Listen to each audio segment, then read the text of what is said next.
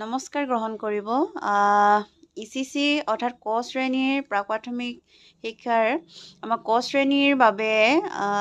এটি প্ৰাক সাংখ্যিক ধাৰণাৰ ওপৰত TLM প্ৰস্তুত কৰি উলিয়াইছোঁ। চাবচোন কেনেকুৱা লাগিছে। মই কৰি দেখুৱাচোন ইয়াৰ পৰা এতিয়া কেনেকৈ কৰিবা এইকেইটা ধাৰণা সংখ্যা ধাৰণাকেইটা কেনেকৈ দিবা এতিয়া এইকেইটা লগতে আছে যেনিবা তুমি মিলোৱাচোন। দেখছেনে এয়া এক দেখছেনে ইয়াত এক লিখা আছে নাই সেইকাৰণে ইয়াত কেইটা মণি আছে তাত এটাত তুমিয়ে দিও এটাত ভৰাব লাগিব হয়নে তাৰ পাছত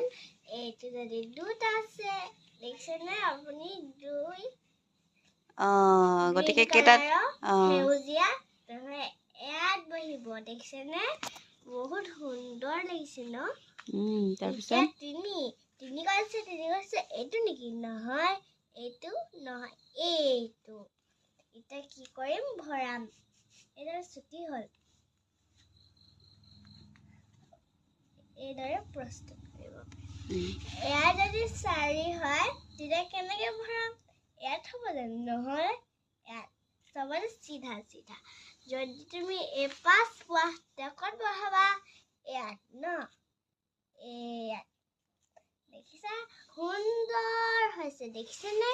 আপোনালোকে যদি এইটো ভাল পাইছে তেনেহ'লে লাইক কৰিব বাই বাই থেংক ইউ এই TLMটোৰ পৰা আমি প্ৰাক সাংখ্যিকতাৰ ধাৰণা দিব পাৰোঁ